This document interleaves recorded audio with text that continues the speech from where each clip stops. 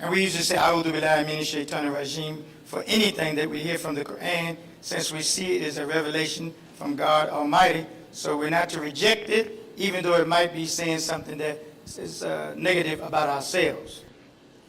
A'udhu billahi minash shaitanir rajim. Bismillahir rahmanir rahim.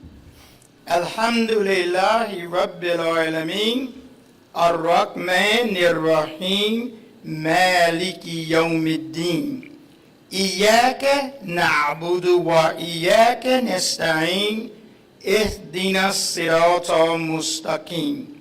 Siratal ladina an'amta alayhim. Ghayril maghdubi alayhim. Waladdallin. Ameen. We offer this translation with Allah's name, the merciful benefactor, the merciful redeemer. All praise is due to Allah, the God and evolver, the cherisher and sustainer of all the systems of knowledge. The merciful benefactor, the merciful redeemer, the sole judge on the day of religion. We worship you only, and we turn to you only, begging assistance. Guide us on the straight way, the way of those on whom you bestow blessing, not those who incur wrath, nor those who go astray. Amen. Thank you.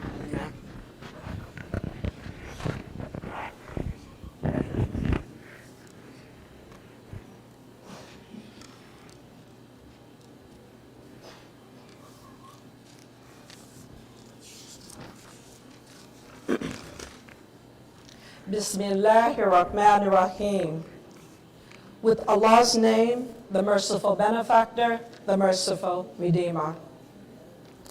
I bear witness that none deserves to be worshipped but the one who created the heavens and all on earth. In English, we call him God. In Arabic, we call him Allah. Arabic is the original language of the Quran, the holy book of the Muslims as revealed to Prophet Muhammad, peace be upon him. My name is Fitra Muhammad, executive producer of Study al-Islam in association with the national and international community of Imam Warithuddin Muhammad. May he be in the highest place in paradise and forgiven his sins. Here at Masjid Muhammad, the nation's mosque in Washington, D.C., I am an active working member. Our discussion today is on transferring legacies. Our focus is on our brother, Malcolm. May he also be in the highest place in paradise and forgiven his sins. It is undeniable that he leaves behind a rich legacy filled with accomplishments and controversies. Malcolm transitioned at an early age of 39 from this life to the next. Some believe that Malcolm fulfilled his destiny, while others say Malcolm was at a pivotal point and on his way to becoming and realizing his human excellence. Our esteemed speakers were active in the movement during Malcolm's rise to fame or studied Malcolm's life. They will share their perspective on Malcolm's legacy and the impact of his accomplishments on our lives today. This program is made possible by our sister, Dr. Amina Beverly McLeod Al-Madeen, Professor of Islamic Studies in the Department of Religious Studies at DePaul University. In 2006, Dr. Amina founded the nation's first undergraduate baccalaureate program in Islamic World Studies. She is the former editor-in-chief of the Journal of Islamic Law and Culture. Her book publications include African American Islam, Questions of Faith, Transnational Muslims in America, Introduction to Islam in the 21st Century, Global Muslims and Muslim Ethics in the 21st Century and History of Arab Americans, Exploring Diverse Roots. She is currently working with teams on the Chrysalis of Imam Wadathuddin Muhammad and a text on Muslim chaplaincy. Dr. Aldine is a senior Fulbright scholar, executive board member of Imam Inner City Muslim Action Network, and the American editor for the Muslim Minorities in the West series for Brill Publishers, board member of the Institute for Muslim Mental Health, a professor in Sapelo Squares Freedom School, and currently the director of the Black American Muslim Internationalism in coordination with the After Malcolm Digital Archives of the Abu Suleiman Center for Global Islamic Studies. Please, let's give a round of applause to our dear sister, Dr. Amina.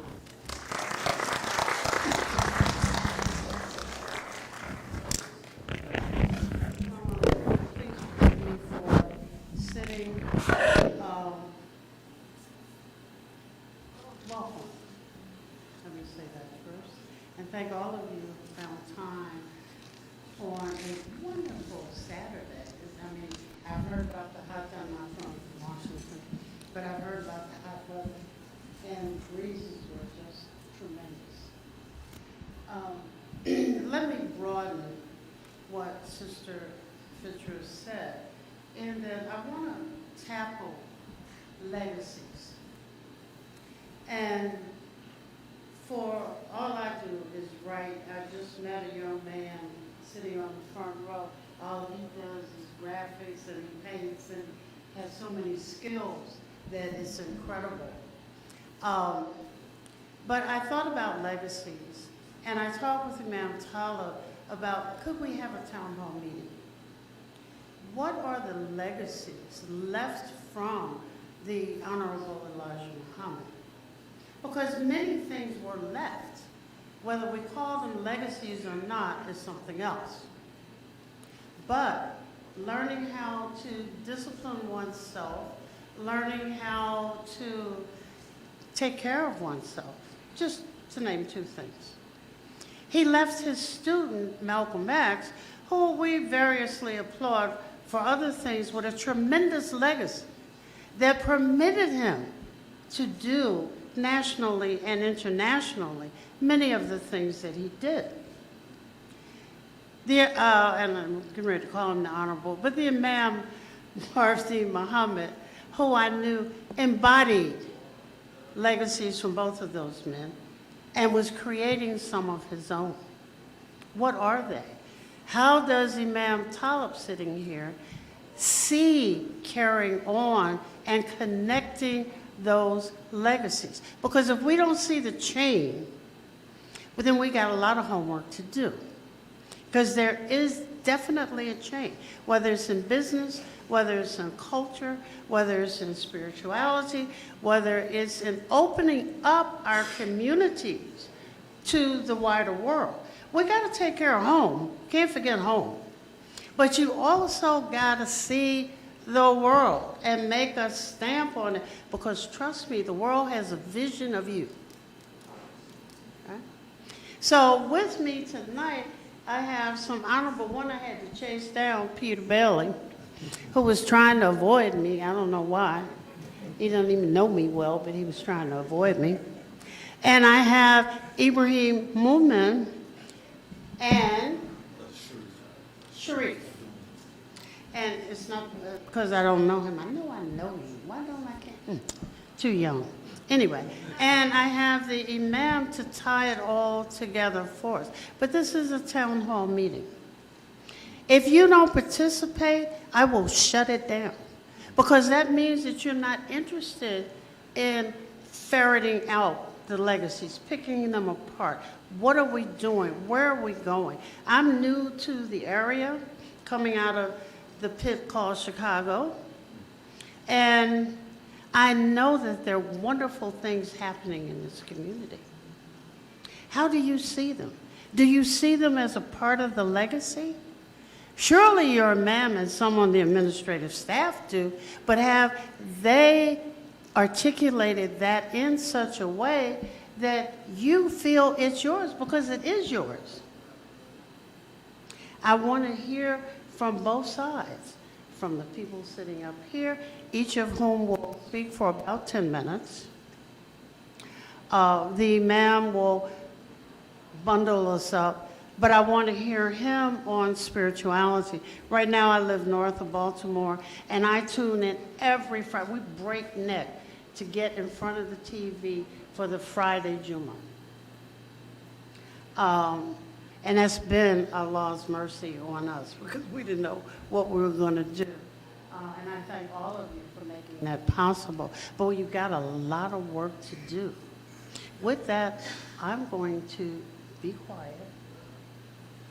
And does everybody here know Mr. Bailey?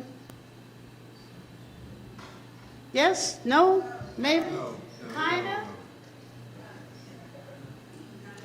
Mr. Bailey is an acclaimed journalist. He's an author and lecturer. He was a founding member of the Organization of African American Unity that was organized by El-Hajj Malik Shabazz. He was one of the last persons to speak with Brother Malcolm on the day of his assassination. Oh, that must be President. Anyway, and served as one of his pallbearers. That was you. Oh, I'm so honored. Thank you for coming. And I'm going to turn it over to you.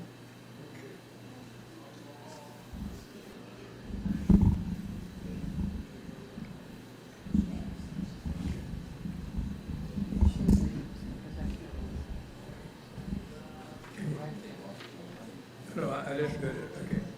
Can everybody hear me? Okay. First of all, I want to thank Ajib Muhammad for inviting me to come here today to speak about Malcolm. I always consider Brother Malcolm as the person who did more than anything else to wake me up.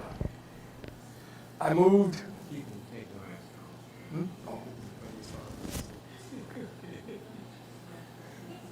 Okay. You're speaking in here now. Okay. In the summer of 1962, I moved to Harlem. And I will tell you all that I did not move to Harlem by choice. A friend of mine, her husband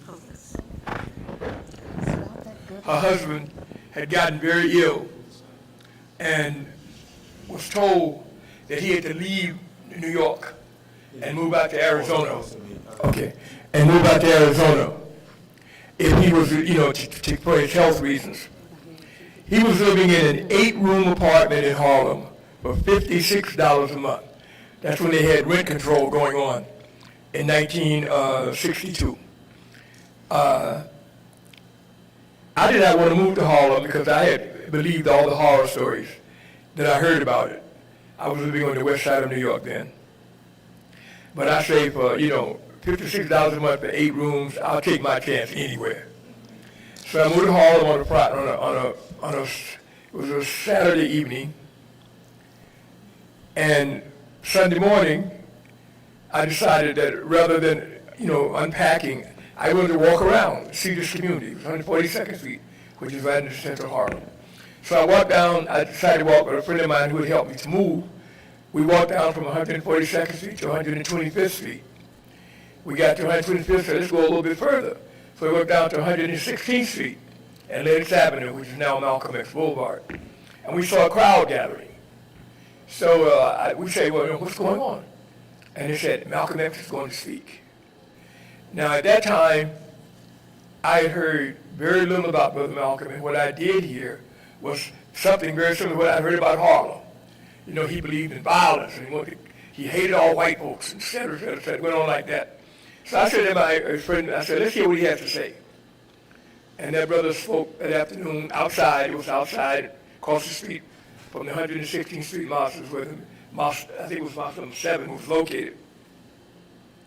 Brother Malcolm spoke for 3 hours that afternoon.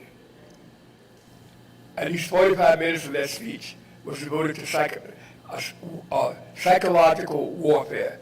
That was a term I had never heard in my life. Now, by the time I heard him, I had spent 2 years at Howard University as a student. I had traveled around, really around the world, because I grew up in a military family. My father was in the military. So I had finished high school in Germany, Nuremberg American High School, I'll never forget. And then I had gone to, when I came to New York, I came to Howard. You are the only And so in the conference. I had this kind of very, very, I don't know, kind of hard idea about hearing people like Brother Malcolm.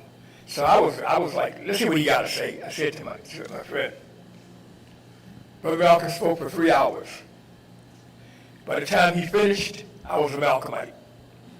I had never in my life, I was 24 years old, heard anyone talk about race in this country with such clarity and knowledge and spiritualness. I had never heard that before in my life. And the thing that most attracted my attention was his talk. He spent at least 45 minutes of that speech talking about psychological warfare.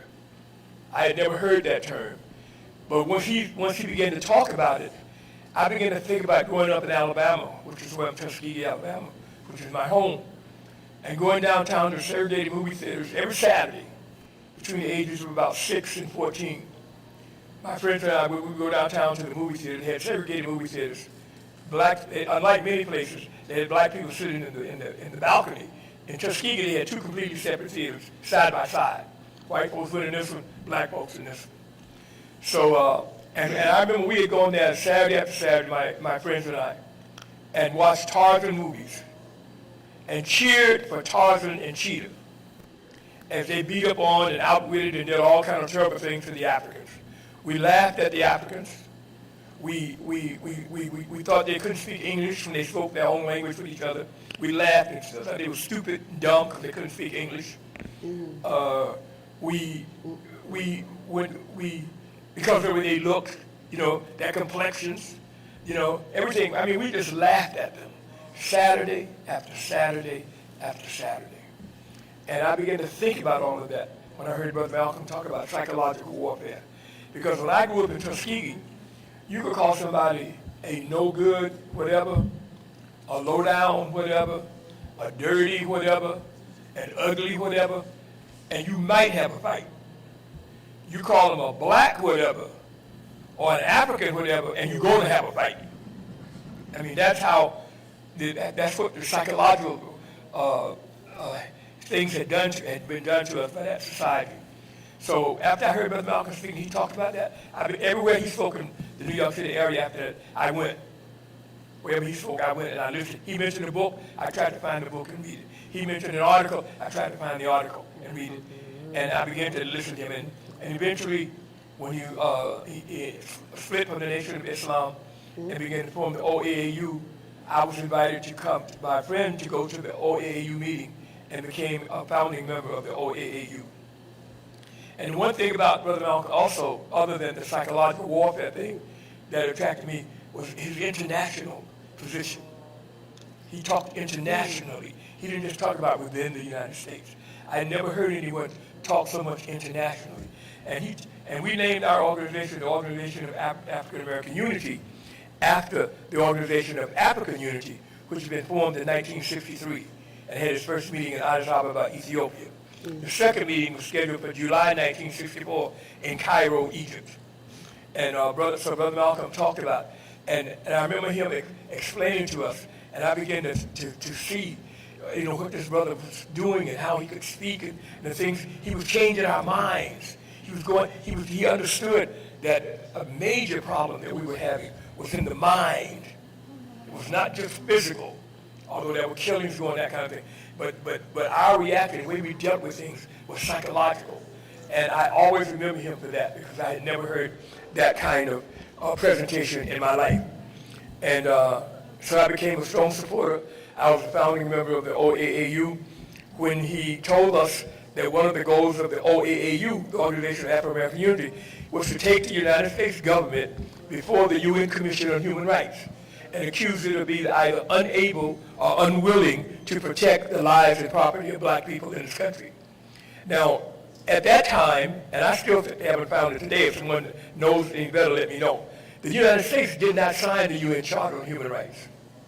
And they had not signed it because they did not want us to be able to go directly to the UN to take our case. Since they had not signed it, Brother Malcolm had to get someone else to take our case to the United Nations. And of course, you know, the Russians or the Chinese would have gladly done it, you know, for propagandistic reasons with the United States. But Brother Malcolm didn't want that. He wanted an African country to take our case to the UN. So he began to travel in Africa, and he spent much of the last year of his life traveling on the continent. And this book that I have, it focuses strictly on that. It's called Brother Malcolm's Strategic Pan-Africanism, and the subtitle is a great guide for people of African descent, because he taught us that the fate of people of African descent in this world is up to us. It's not up to anyone else. It's up to us. And that the key to people of African descent being in a position to protect ourselves depended strongly on the relationship between people on the continent and people in North America.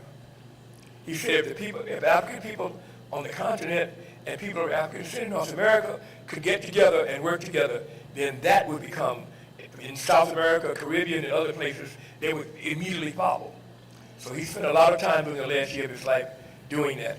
And he traveled to Africa, and this book provides insight into what he was doing. When he spoke, he was invited. He met major African leaders who then invited him as the first African American to be invited to the Organization of African Unity Conference in July 1964 in Cairo. He went to that. He was not allowed to speak, but he issued a lot of statements to him. All those statements are in the book, because I want people to understand that Brother Malcolm was an international person. He was not just within the United States. And I will believe until the day I die that when Brother Malcolm went to that OAU conference and those African leaders invited him to speak, and then when he made a presentation, a document that he gave them, which is in the book, it had not happened before, and it hasn't happened since. The OAU issued a resolution condemning racism in the United States. That had never happened before, and it hasn't happened since. And it was directly because of what Brother Malcolm had done. And I will believe always that the minute that happened, that the State Department, the CIA, J. Edgar Hoover, they said, he got to go. Because you remember this country was, right then at that time, was involved in a tremendous propaganda war with Russia, you know, the Soviet Union. So I would just like to say, I hope you will understand and learn more about the international thing that Brother Malcolm was doing, because that is absolutely critical if you want to really know what he was all about as a human being and as a person. And I'll close by saying, to me, Brother Malcolm was a great human being, a great black man, a great Pan-Africanist, and a master teacher. Thank you very much.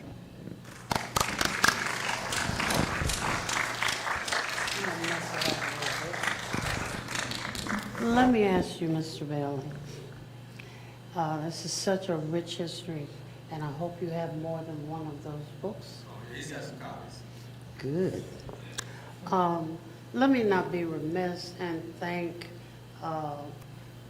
Fisher Muhammad for introducing me and being a very active team member in pulling this off, and Tala for even letting us be here this evening on a kind of the last minute, let's try to have a town meeting. So to both of them, I wish to say thank you. And those members who are here from the Abu Suleiman Center for helping me with the funding that we get for programs like this. But let me ask you, our communities have become very exclusive. Is that what, well, let me ask two questions. Part one, what from the Honorable Elijah Muhammad did Malcolm manifest in what he did? And then his recognition that internationalism must play a role in the African American community. What did that do for Imam Wafdi Muhammad? And what is that doing here? I'm going to ask all of you, so get ready. You know, how do these things link?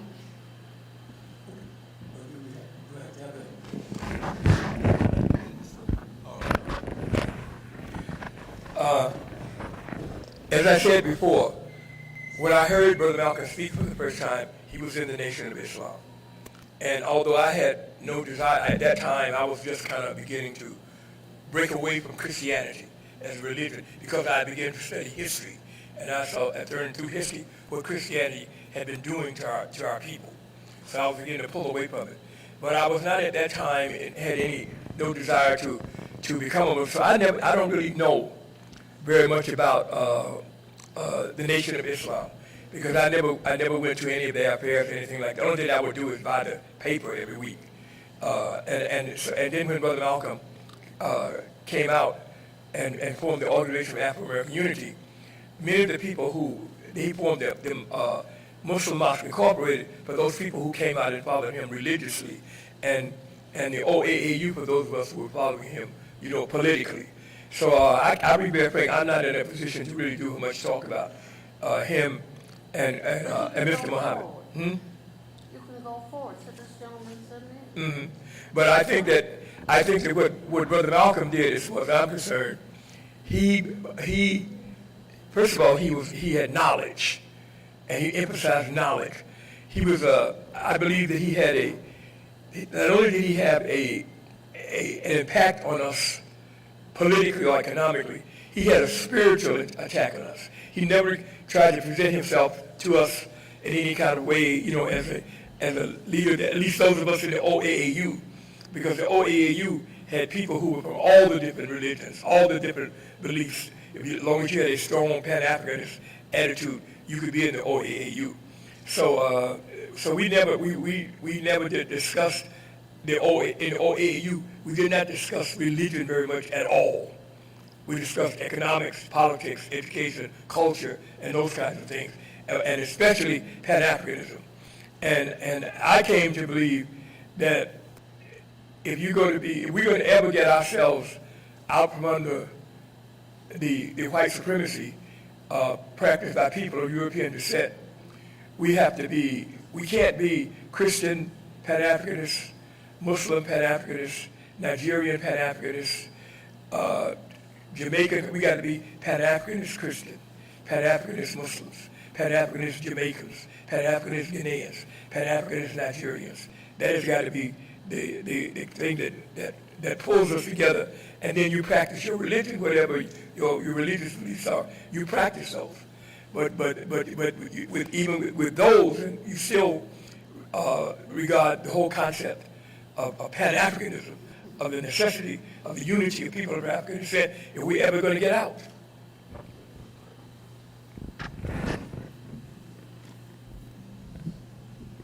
Think about that and think about your questions for later. Next, I would like to introduce Sharif Abdul Malik, native of Southeast Washington, D.C., and young. And he is the founder of WeBuyBlack.com. I don't know if you know it. If you don't know it, write it down. I think my granddaughter uses this. WeBuyBlack.com has circulated tens of millions of dollars within the black community. One of the problems of the black community is not spending its dollars in the black community first before spending them elsewhere. We've heard that over and over. So he's one young entrepreneur that's reteaching that lesson. I think that this is so important because business has to be a part of the community.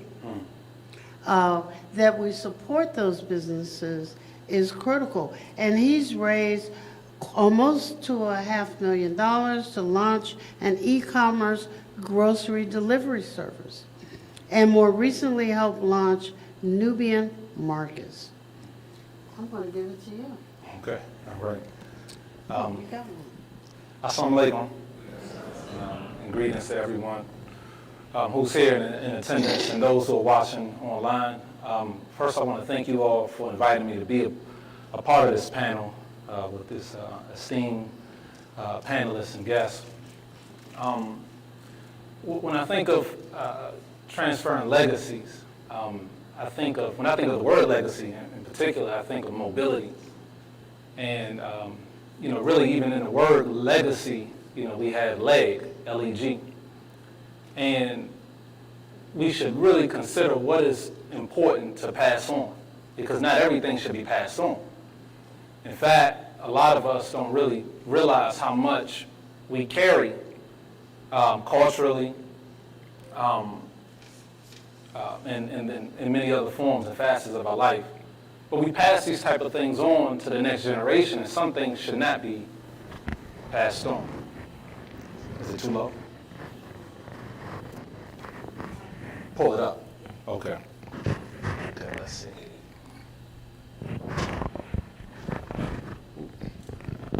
I'm gonna hold it. I can hold it. Is that good? Okay, all right. But everything should not be passed on. Malcolm X, may God be pleased with him, he was a seeker of truth. And he stood for truth. And he stood for truth so much that truth put him in such a predicament that we know about in history. But his goal was to seek truth and to establish truth and justice and equality.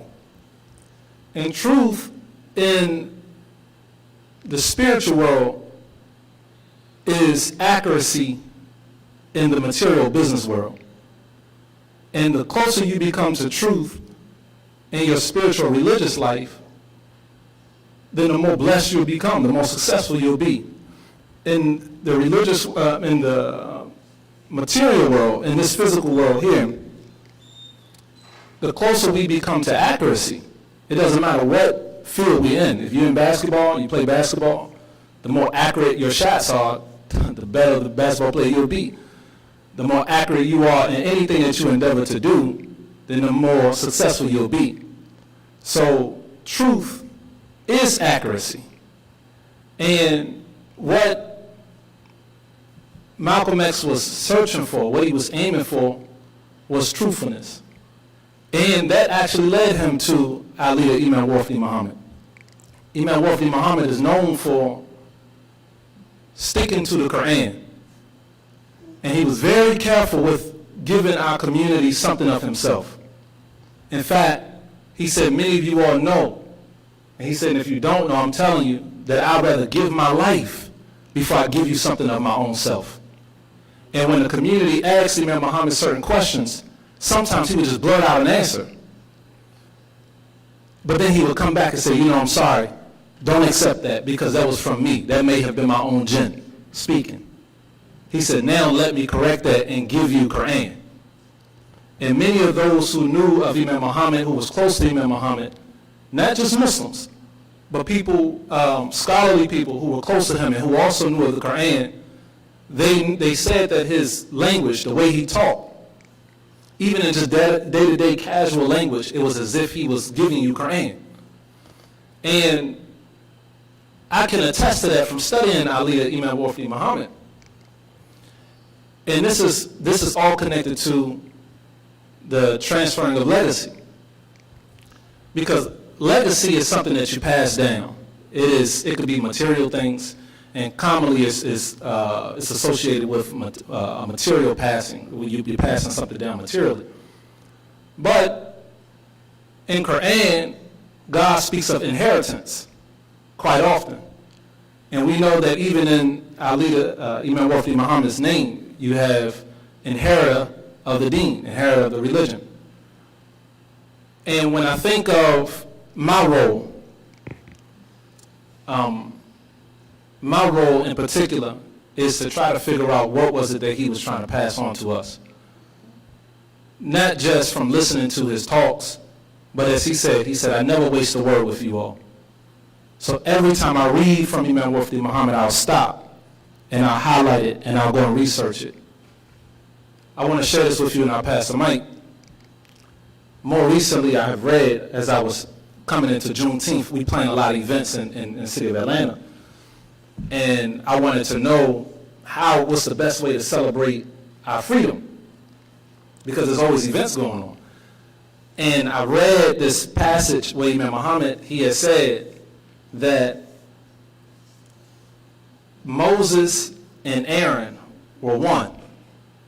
He said, and you can't have one without the other. And then he continued on his talk. But when he mentioned that, I decided to look into it. And when I looked into it, there's a verse in Quran where Allah says, وَاحْلُلْ عُقْدَةً مِّن لِسَانِي يَفْقَهُ قَوْلِي وَاجْعَل لِّي وَزِيرًا مِّنْ أَهْلِي هَارُونَ أَخِي. And it is where Moses is asking God to free his tongue so that the people may understand him. And he asked God also to bless him with someone from his family that will be able to communicate the message. And he asked for his brother, Aaron. But I'm only mentioning this really quickly to tell you all about this piece of inheritance and transferring of this legacy. And the best transferring that I'm communicating to you all is the knowledge of our book, the Quran. So when I heard that from Imam Muhammad, I read this in the Quran, I looked up Moses, and I read this verse, and I immediately noticed that the word where he says to free my tongue, he used the word wahlul, which comes from the word halal, which we're very familiar with, which is permissible.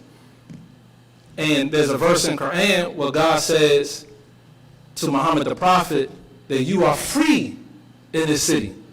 We're probably familiar with that. But this particular verse is addressing intellectual freedom. Your mind is free so that you can now communicate the message that God wants you to communicate. But in that same verse, وَاحْلُلْ عُقْدَةً مِّن لِسَانِي يَفْقَهُ قَوْلِي وَاجْعَل لِّي وَزِيرًا مِّنْ أَهْلِي هَارُونَ أَخِي. He asked for his brother Aaron. But when he asked for his brother Aaron, Aaron's name, Harun in Arabic, comes from the word hur, which also means freedom. But it's a different type of freedom. It's a physical freedom. So Moses, who had the job of freeing the children of Israel, it was not just one type of freedom. It was a physical freedom, but it was also an intellectual and spiritual freedom. And when he asked God of this, God granted him with both, the freeing of the tongue and also his brother. So I thank you all for inviting me on the panel. I still plan to be here for a second, but I just wanted to make sure that I gave you all an example of how the transferring of a legacy for our community is best seen in the knowledge that is passed on to us. Alhamdulillah. Thank you.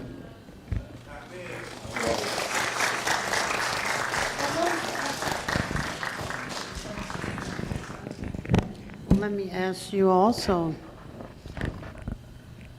what made you put together Five Black? Yes, ma'am. That's an excellent question. I mean, how do you see yourself living the legacy? Yes. So she asked about what made me come up with We Buy Black. We Buy Black is an online marketplace where you could go and find a lot of products that are produced by African Americans. I created this company in 2015, and I was answering a call, speaking of transferring of legacy, I was answering a call from our community that we should do for self. This is a common mantra that we find in our community, do for self. And all of where I looked, I saw our community producing things in different areas, but I didn't see that production unified in a central place where we could know we could go here and buy these products. Anytime we saw a grocery store produced by the African American community, we get excited about it, but 99% of the products inside the store are outside of our community. So creating this site online, it was directly influenced from me attending Howard, and I was listening to a talk from Imam Muhammad, actually. And he said, you all are looking for a marketplace. He said, I want you to look around you. He said, that is your market. And it inspired me to want to create something like this. And since then, we've created in the last 2 years 56 products. Many of you all may not know that because I don't really market that part. I market the company We Buy Black. But from toothbrushes to toothpaste to mouthwash to floss picks to trash bags, toilet tissue. I had a group of young boys in, what was it? Batteries, right? So many different products. Detergent, exactly. But I had took some young boys with me door to door in Atlanta, and within 1 hour they made $400 in 1 hour. So we know the Nation of Islam concept to go door to door and to sell product. And you can imagine going from fish and papers to now selling toilet tissue, laundry detergent, and we were saving people trips from going to Walmart. And one lady in particular, an older lady, reminded me of my grandmother. She opened the door, and when we gave our pitch to her, she said, are you telling me that black people, my people, make toilet tissue? And we was like, yes, ma'am, we making the toilet tissue. And she said, and you want me to wipe my butt with it? She said, give me that toilet tissue. She took the toilet tissue, and I thought this was just, I'd never forget it. And she went, you know how you have them old TV stands, the big TV in the middle? She took the toilet tissue and she set it at the top of the TV stand. And on top of the TV stand, it wasn't just the toilet tissue, it was something there that was before that. And you could imagine. It was a picture of the depiction of Jesus as a white man. So she came back to the door, she handed us the money, and I told her, thank you. And I said, why did you put the toilet tissue up there? She said, because I don't plan to use it. I said, okay, yes, ma'am. But when I got back to the car with the young men, I brought that to their attention. I said, did y'all notice that she put this toilet tissue, something that is something extremely invaluable, but then also something that who would want to put that next to what they would consider God? But what it meant to her was almost equivalent to what that picture meant to her. And I believe it, I'm sorry, say it again. She ain't gonna use it. Not in that way. She may use it in a way of, when she looks at it, it reminds her that we have come a very long way, and that we are on our way to freedom. Actually, we are on our way to freedom. So that's what made me come up with the, I went a little longer than what I was. Oh, yes. A little longer.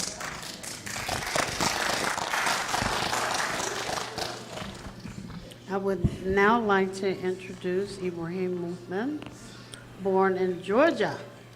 Can I leave out the Howard University? Can I leave out the Howard University? No way, right? Yeah, you can leave it out. But I am from HU. Can you put it on? So am I. He was a, what? He's a student activist at Howard, executive director of Shaw Project Area Committee, a Washington, D.C. non-for-profit organization which focuses on development of the Shaw area. So after you finish telling us something, you're going to tell me what the Shaw area is. I appreciate that, because I have no clue. Okay. Thank you. Is that a uh-oh? There's somebody said uh-oh. Let me just thank Dr. Amina and the Imam and others for inviting me. Assalamu alaikum, peace be unto you. I'm honored to be with this august body, with these PhDs, Dr. Sharif and Dr. Amina, and the legendary A.P. DeBailey, who's I think one of 3 or 4 people left who were part of the Organization of African American Unity that Malcolm formed. And also my brother, Sharif Abdul Malik, for those of you who may not know, he grew up in this community. He lives in Atlanta now, but he's done a lot of things And a little side joke, at one point in time, Carol and I were struggling to improve our Arabic, and he and his wife came over every week, Sunday, to help us out, but so we really appreciate that. I'm going to talk a little bit, and I'm going to walk different from some of the other speakers. I'm going to talk a little bit about my history before I came into the community and let you know, what's the expression, the womb that produced me, Dr. Amina. Peter Bailey didn't say it because he's always cheating, but he says he's from Tuskegee, but he was born in Columbus, Georgia, my home. And so that you'll understand the environment of Columbus, Columbus had the reputation of being a really nice place, right? But what you don't know, and are we live stream? This past Monday, some people in my hometown, Columbus, Georgia, at 11th and Broadway, had a program, a commemoration for two black men, Slayton and Miles, who were lynched there in 1896. That was the environment that they had created in Columbus, Georgia. So the whole idea was to teach people to stay in their place. But when I was 14 years old, I took a civics class, and I had a wonderful teacher. Any teachers in the room? Bless the teachers. Because I had Ethelyn Coleman, who was a teacher, and she taught us civics, and a critical part of our work was the Declaration of Independence and the Constitution. And I remember after we had to stand up and recite in front of the class portion of the Declaration of Independence and the Constitution, I went to Ms. Coleman and I said, this is not working in Columbus, Georgia. So Frederick Douglass says it's dangerous to teach a slave how to read, because not only did I read, I began to think critically. My reality doesn't exist with what they were talking about. When they said, we the people, who the hell is we? We didn't include my great-grandfather, Fred Porter, who was brought here as a slave. And so I was determined to do something about it. I guess probably I could have been described at that point of being an angry black man. And I'm just blessed that my next door neighbor was a student and got me to read some things, including some stuff by Gandhi, and he was an avid reader of Jet in Ebony magazine.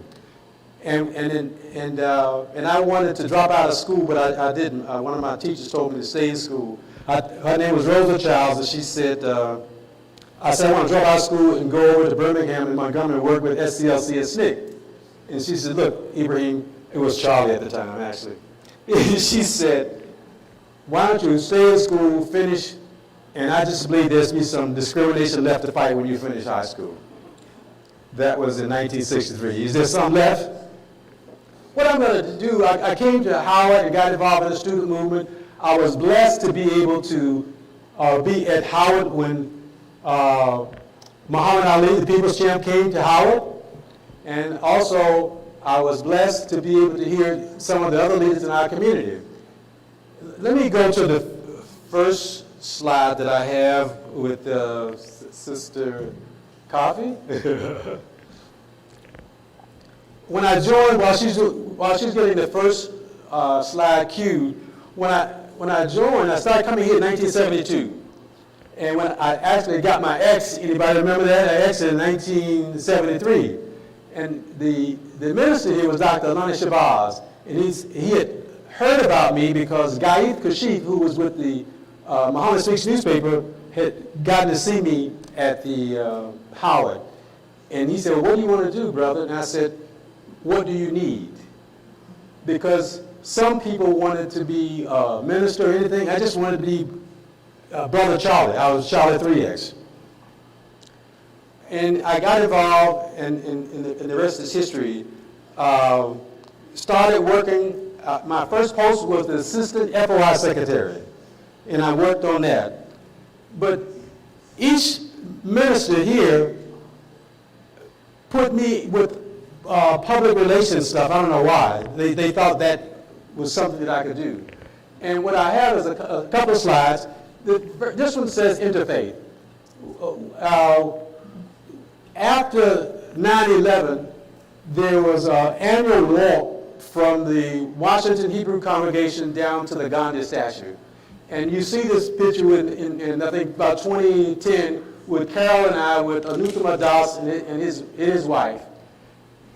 Next, you see me at the synagogue with Archbishop Wilton Gregory, who's the first African-American archbishop for this area. And Sharif, I think he came from Atlanta. That was his post before that. In the next slide, I'm going to show you, okay? This is a picture when you were talking about your stuff, Peter. In 1972, I was working with Stokely Carmichael, and we were invited to George Washington University to support the Palestinians. And it was a hostile environment there, but we were trying to say injustice anywhere is a threat to justice everywhere. And so it's really important for us to support the Palestinians there at GW. And okay. This is a slide. Where's Denise? Denise Rolla Barnes and Sido and her husband Lafayette. This is, I think in the late 80s, we had, anybody remember New World Patriotism Day? Okay. During New World Patriotism Day, I was helped facilitating a program at the Frederick Douglass House Museum. And there's the champ Muhammad Ali, Imam Wardi Muhammad, Dr. Calvin Rollock, and Wilhelmina Rollock, who was a council member at the time. Can you roll up the next one quickly? Okay. This is a program where I had been invited. Allah blessed me in 2019. The DC City Council declared it Ibrahim Movement Day. And to recognize my lifetime of work here in the District of Columbia. And in this next slide, I had a chance to speak representing the Imam, I think, who was out of the country. It was a statehood rally at the Christian church right at Thomas Circle. Some of you may not know, but we have 700,000 people who live here in the district, but we don't have self-government. We have a non-voting delegate in the House, and we have no senators. Can you roll it up a little bit? Anyway, many of you know, because I have relatives in Georgia, I was very much involved. Last year, during the Congressional Black Caucus campaign, I went to a seminar, and Sharif, I had on my T-shirt that says "Warner for Senator" for Georgia.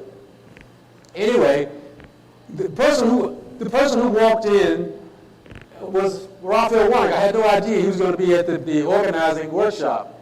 And afterwards, I went up to speak to him. He said, "Where'd you get the T-shirt from?" And I said, "I got it online." He said, "Man, they selling my T-shirt?" I said, "Yeah." He said, "Well, come on, take a picture with me." And I told him I was talking to all my relatives in Georgia, trying to get them to support him, and Allah blessed us that he was successful in the campaign.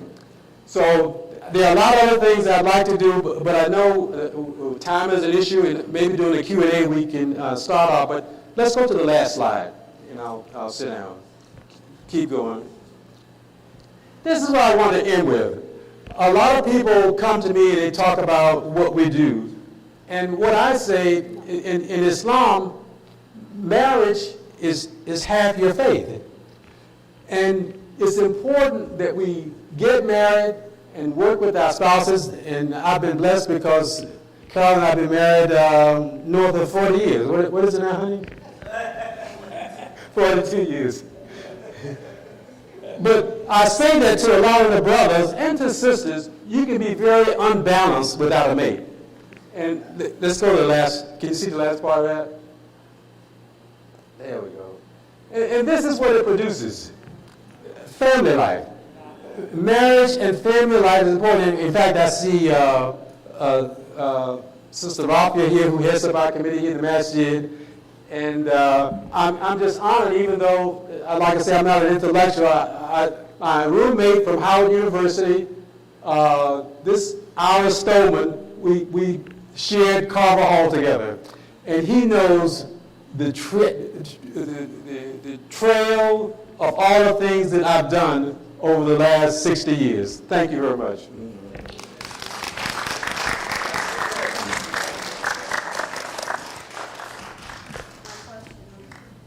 My question is the same to you. What about legacies? You talked right then about legacies. Sure. Legacy is important. In fact, where's Imam Yusuf? Sometimes during the Kubas, Imam Yusuf quotes Imam Muhammad that says essentially, religious expression requires a social context. Now, for some people who that goes over your head, what I say to people in the streets, you got to walk the talk, okay? You met, before we came up here, with my grandson, one of my grandsons, that's Renzel. And so we walk together, he travels with me, and if we had time, we have some slides with him. We've gone to anti-gun violence rallies and other kind of things, because I'm 75 years old. I'm not gonna be another 75. So my job is to try and develop people who I can pass the baton on to. I'm very happy with Renzel and my other 12 grandchildren and great-grandchildren. And so what we have to do is to cast our bucket down where we are and try and be supportive. It gives me tremendous pleasure to be able to see what Sharif is doing in Atlanta, because I'm from Georgia, you know. And I know, and some of you may remember that during this last election cycle, and I mentioned this to Sharif at a time to be grateful back in December, there's a brother named Maxwell Frost from Orlando, 26 years old. He's the first, what do you call it, Gen Z person in the Congress. We have some more people here that can do that kind of thing. And during the first, many people stayed away from politics, but we got to get involved and work to make this government responsive to us.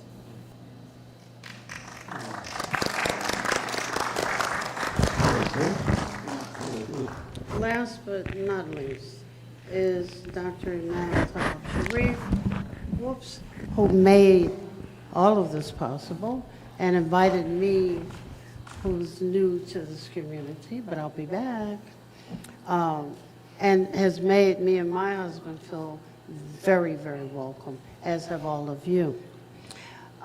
He's the president and imam of the historic Masjid Muhammad, the nation's mosque in Washington, D.C. I say that because, you know, when you're out in Chicago, everything's just, you know, it's so far away. But having been here, I'm having a great time. He's a retired U.S. Air Force member, and he does run it like an Air, and we're in the Air Force with him. With 30 years of service, he has a doctorate from the Global Ovid Day Seminary and University, where he serves as a professor of Islamic Studies and a director of the Interfaith Council. Very important, because we have to have stamps everywhere. And an MBA from American Intercontinental University, a diploma from the Imam Muhammad ibn Saud Islamic University, and the Defense Language Institute Foreign Language Center in Arabic and Middle Eastern Studies. And if that's not enough, he's here with us. Alhamdulillah. Oh, you got one of those on. Yeah, we go to both, because I think this one works better with the online, I believe, is what's happening. Bismillahirrahmanirrahim. Always want to bring Almighty God into the equation. We're so grateful for this event. We're so grateful for our sister, Dr. Amina, the university, George Mason University. University DePaul University, so we get that right.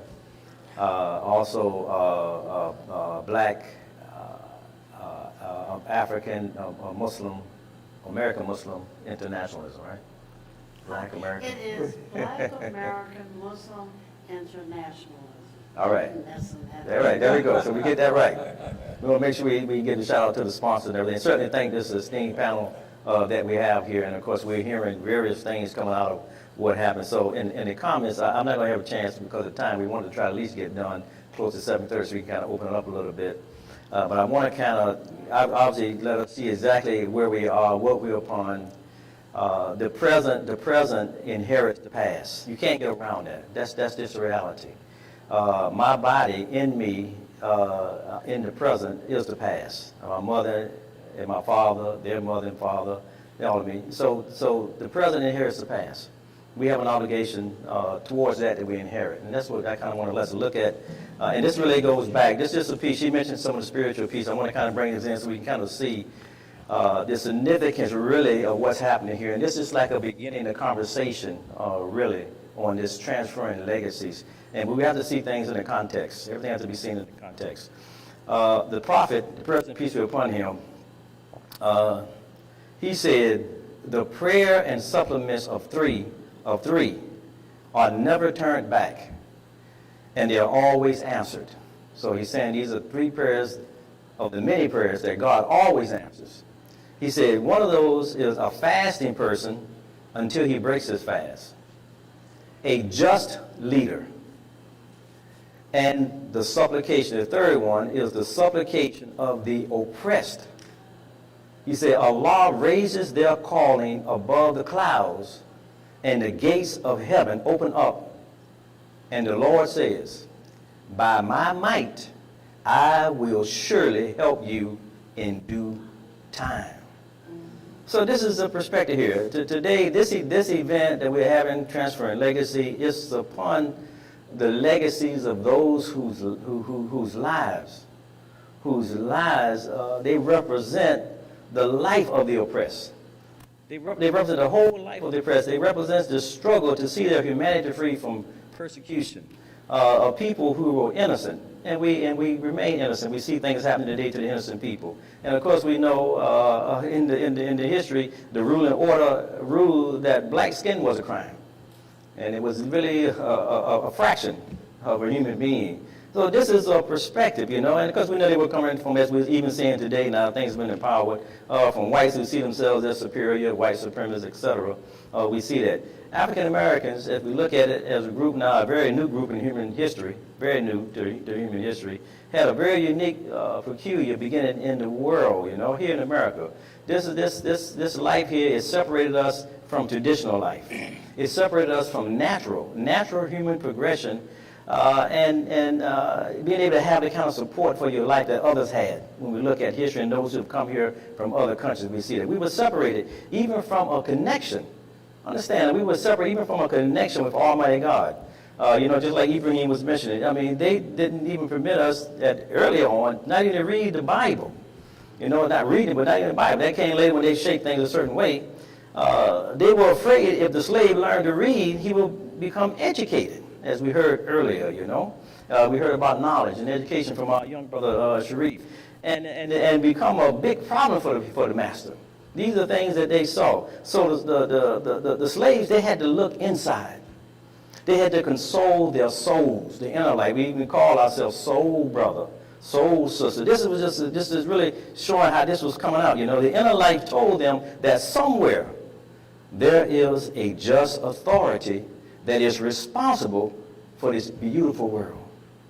The world that we see, you know, the sunrise, the rain that comes down from the sky. You know, something is responsible for all of that. And the white man was conveying God, but would not let us read the book that will bring his God to us. This is the reality that produced us here as a people. And as a result, we came to realize a God without help from the Bible, without help from anybody. And if we look at how history worked, we had to start without any help from history. We were cut off from history. Every other people that comes here, they're not cut off from their history. We were cut off from their history without any help from society. And really, this is the way Adam began his life. The first, we call him Adam, the first human being. That's how he began. So that orientation, that dependency on the soul, and the soul is a gift to the body. That's a very valuable asset that we have. And the external world that God made for us has brought us to be a very special people. here in this country of America, and we're just trying to put in context what we're talking about as we speak about this legacy. And it really is so special now that America, even CNN, they had to say that it's not just America. We know we talk about America, but it's also Black America. We see that, right? We've even had where they had two laws in the country, one for black, one for white. They even had signs up, you know. So that has become a reality for us. Each of the lives that we are speaking about right now, the Honorable Elijah Muhammad, Malcolm X, and Imam W.D. Muhammad, okay, they all had a significant place in this building. In fact, in this book right here, Treasured Moments, goes back 85 years. Because in here, it shows the 8 leaders of this facility here, starting with Honorable Elijah Muhammad. He was the leader for the first 10 years or so, himself. Then he turned it over to Sultan Muhammad. He was a national leader. He was a national spokesperson. He turned it over to him. After him, he turned it over to Lucius Bayard, who was also with Honorable Elijah. That's the one that received Malcolm. Lucius Bayard was the one that received Malcolm. He would get the letters from prison and read them to Honorable Elijah Muhammad. He was also a national spokesperson. He ended up coming here. And of course, after him, Malcolm was sent here. And of course, Malcolm did an interview at the radio station. They want to know, why did he send you here? And he said, because the job was not getting done, you know. Say, I'm here because this has to be something that's national and international. This is in the nation's capital right here, what the movement has to be. So this was not. And of course, after him, then we had the top mathematician in the country who trained more than half the African-American PhDs in the nation, Lonnie Shabazz, you know, nationally. He came. And of course, after him was Imam Khalil Abdel Alim, there was the first council of imams, and he was a part of that national council of imams, and he was one of those that was on that council of imams there here. And then we have Sultan Muhammad, not the first, but the Sultan, the nephew of Imam W.D. Muhammad, who was the pilot, also the pilot for Honorable Elijah Muhammad. He came here. So again, national. Look at the kind of things that are coming. And then we have Imam Yusuf Salim.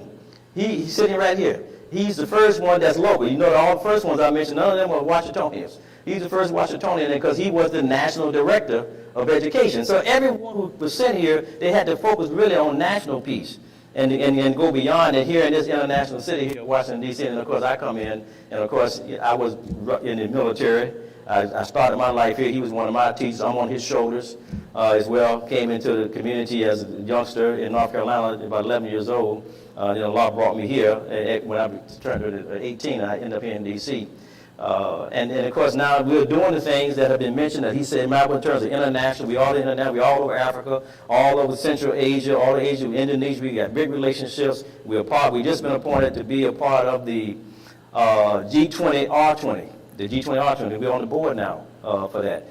We get ready to take a delegation to Kazakhstan, you know, and it's strictly for African-American businesses is the core for that. We're working to deal with their government to make things, to have a level the competition field for African-Americans to be more competitive, specifically for that purpose. We're ready to take that delegation. We got some webinars going. So we're doing a lot of things. We're taking a lot of delegations to various countries. And again, all this is to try to help embrace what we have been produced by here. So we are seeing that all of those three that we're talking about, you know, Elijah Muhammad, Malcolm X, Imam Muhammad, they are upon the African-American story. The African-American story of the American history. And of course, this is addressing an experience of a people of faith. Faith is, they did a PBS special one time called This Far by Faith. You know, and it's looking at our journey, and that's all we had. We didn't have anything else, you know. We had to put on that, you know. And we know this is part of the North Atlantic slave trade, and we know this is considered to be the largest migration force enslavement in history, you know, draining more than 12 million people in 400 years. And some would say now that that's equivalent to a 9/11 happening, you know, every week, once a week for 400 years. That's what that's equivalent to, the kind of people that we lost, you know. Each group in human history, if we understand it, has a destiny. Each group, each people. And we have to see ourselves in the evolution of mankind, the evolution of human life. Each group has a destiny that Almighty God himself, he created us. He created us. He said he created us in the diversity. So each group, and he's influencing the life of the group. And to what? To reach the achievements that are what? Inspired. God says he inspires in through to come out of the collective conscience. We're speaking about a significant part of that conscience that God produced right here in America with these three individuals that we'll highlight in terms of their legacies. Every group has to have a sense of a sacred destiny. This is what's really being transferred. We have to understand what's being transferred and see ourselves. Other people have to see ourselves too. Anytime a people has been reduced to a level lower than any other cultural group, lower than any other social group in the history, if they have any faith, if they have any belief in Almighty God the Creator, they should know they have a sacred destiny. Our young brother, Sharif Abdul Malik, again, product of the community, doing a wonderful job. His children now doing a wonderful job. He mentioned Egypt, he mentioned Moses, he mentioned Aaron. When we look at the history, the children of Egypt, they didn't believe their suffering was without an answer. They knew. Under Moses, they believed they had a sacred destiny. And we have to understand that. Look, trying to put this in perspective. I don't have a lot of time. I just want to bring this up. Abraham, very significant part of people of faith. Abraham was promised that his seed would be blessed. And that means those that followed his way. Those that followed his way would inherit. We're talking about the president inherits the path. They would inherit the religion. Prophet Muhammad, the prayers and the peace be upon him, was chosen. And what do we say? We acknowledge Abraham in our prayer every single day. Allahumma salli ala Muhammad wa ala ali Muhammad kama sallaita ala Ibrahim wa ala ali Ibrahim. Wa barik ala Muhammad wa ala ali Muhammad kama sallaita ala Ibrahim wa ala ali Ibrahim. Oh Allah, we're praying to God. And Christians should know this. So Christians are part of this. They're in our prayer that we make 5 times a day. And we're connecting to Abraham. Oh Allah, make Prophet Muhammad successful. Why? Because this is the man. We recognize him. So we pray for his success. Make him successful and his followers successful, as you, being the Almighty God, did for Abraham and his followers. And we know that the majority of the world are followers of Abraham. The majority of the people of faith in the world are followers of Abraham. Bless him. Bless him means not only the spiritual life, and this is speaking about the legacy now. It means not only the spiritual life, but also in the material life. And she said, what are the legacies? We got to talk about the material life. Bless him in the material life as you bless Abraham and his followers. Surely, in all the world, you, Almighty God, the Creator, are the most praised and most famous and one to be magnified. Now, the first one that we're speaking about today. Look at Honorable Elijah Muhammad. Now, we'll just show you how he ties into that we're speaking about so we can see it. A lot of people don't understand this, so I want to make sure we understood this. He put in his book, Message to the Black Man. Now listen to this. Now he put this in his book. And there's a chapter in his book, Message to the Black Man. Now he didn't have the complete religion. He didn't study for it, he didn't know it. But he wanted to make sure, again, he only had a 3rd grade education. A lot of people try to condemn him for this and that. He didn't know. He was working for what folks. He didn't have no knowledge. Man, the 3rd grade education trying to make things happen. So he put it, as he was getting the correct information, he was putting it before the people. He made it available to them to get. But look, he put into, he said, in the Message of the Black Man, in the chapter on prayer, he put this in there. Oh Allah, make Prophet Muhammad successful and the true followers of Prophet Muhammad successful. And he goes on, everything I just read that we say in our prayer every day, he made sure that exact same prayer was put in that book under the chapter that really goes through the prayers, the 5 daily prayers we make. So people have tried to accuse him of not pushing us, pointing us to the true religion. He was doing the best he could with what he had. He was doing the best he could with what he had. So we need to understand this is part of the legacy, and this is happening right here in America right now. And again, this is one of the part of, he's connected now to that faith of Abraham. This is the prayer now that connects us. So we need to see this in its context. So he even said the Muslim prayer is the best form of prayer. Why? Because it includes everybody. There's not many prayers in their formal prayer that they include everybody. we included. So he said that to them, you know. He wrote, even though he was not instructing us to pray the way Muslims pray, he wanted to make sure we understood that the actual prayer was the best form of prayer, that this was for us to come. See, he was pointing us to that. He was pointing us to that. Again, we started from the first position, which is the standing position. We just stand all the time. You know, you look up and you see, in fact, it's going to be in the Clare. When you walk into the Clare, one of the projects we're doing in front of his legacy, you're going to see his wife, Claire Muhammad, standing with her hands like this. This is the first position of prayer, standing position. You make your intentions, and you make prayer. And then he's like going to the rest of the move. We start from this position. I mean, there was once a picture of Minister Farrakhan and Imam Wafiddin Muhammad taken beside each other. It was very, I mean, I don't know if they did it intentionally, but it was very strategic. They had Minister Farrakhan in the standing position, and they had Imam Muhammad in the prostration, the final position.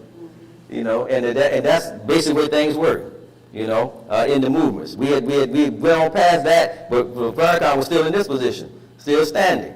You know, but the idea was to get past that, to get to that full prostration that we when we come from our mother, we prostrate first, and then we come out. So he said this. He said to his followers, "What I am doing is cleaning you up." And of course, you know, before prayer, the Muslim has to get clean. You have to make ablution. So he was getting us clean before the prayer. What's the prayer? He mentioned it earlier. The prayer is the whole book is so precious it becomes our prayer. It's the Holy Quran. The Holy Quran. So he was getting us cleaned up. He said, my job is to clean you up. And basically he's saying, get you ready for prayer. He said, the one that come after me, talking about the son. This is part of this transferring leg. So he got things a certain way. You know, Malcolm is in the middle because Malcolm pointed to both of them. Pointed to both of them. He said, the one to come after him would teach you the religion, would teach you the prayer, would teach you the Quran. And again, so we see his life as just cleaning us up. And that's what he did. That's what he did. He cleaned us up. And we look at some of the things that he did. Look what Malcolm said this, 6 days before he passed. So we can keep this thing in perspective. 6 days before he passed. I'm quoting him. He said, it was an organization, speaking about the Nation of Islam. I want to make a distinction between the original Nation of Islam, because really we evolved out of that to where we are universal. I'm not speaking about what Louis Farrakhan is heading up right now. That's the Nation of Islam too. I'm not speaking about, I want to make that clear, this is public, I want to make that clear. I'm speaking about the original Nation of Islam that was intended to evolve, to transition to where we are today. Imam Muhammad was the rightful leader that came out of that was elected out of that and brought it to the universe, which was his task. That was his mission. So that's what I'm speaking about. I'm speaking about this is what Malcolm is talking about, the original nation. It was an organization that had the power, the spiritual power, to reform the criminal. And this is what you have to understand. As long as that strong spiritual power was in the movement, it gave the moral strength to the believer that would enable him to rise above all his negative tendencies. I know, because I went into that movement with more negative tendencies than anybody in the movement. It was faith in what I was taught that made it possible for me to stop doing anything that I was doing and everything that I was doing. And I saw thousands of brothers and sisters come in who were in the same condition.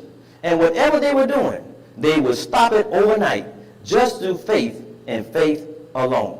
And by this spiritual force, giving one the faith that enabled one to exercise some moral discipline, it became an organization that was to be respected as well as to be feared. Now, I'm quoting him. This was 6 days before he was assassinated. He felt that way 6 days before that happened. So this was said February 1965.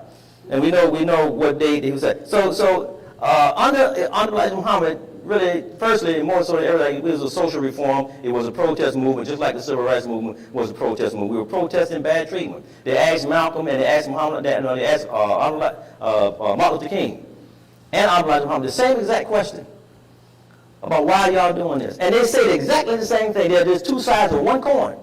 Two sides of one coin. So just like that, protesting bad treatment and the limits that were placed on our lives by the government.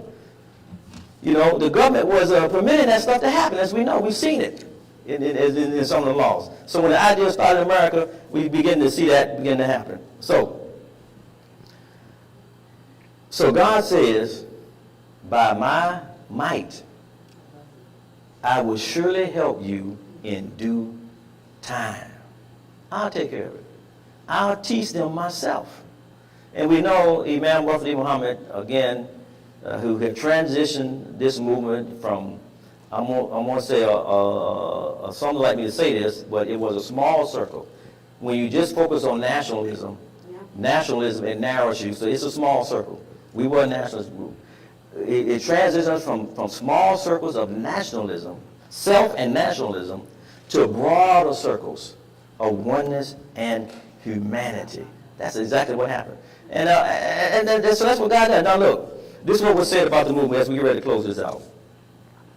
I'm quoting now from one of the professors. This is a university. I'm quoting one of the professors, Professor Clark. And he's talking about the legacy.